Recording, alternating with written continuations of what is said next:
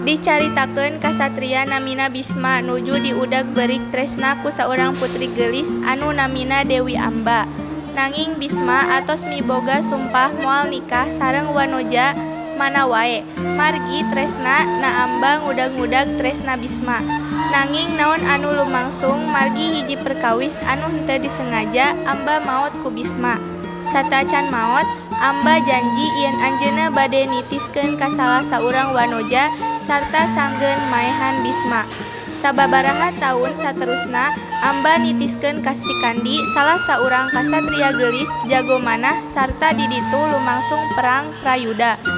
Bisma henteu sangem dielehkeun ku kasatria nanging kedah ngaharepan kalawan Srikandi.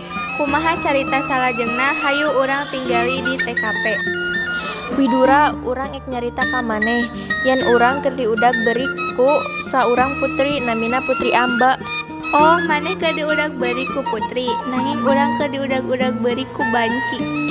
Aya bae maneh. Aya naon maneh?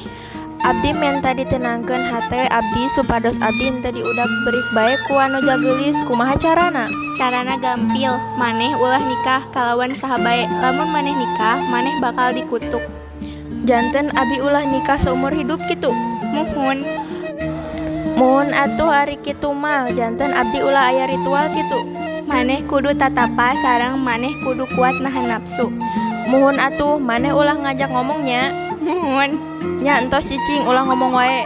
Muhun. Muhun.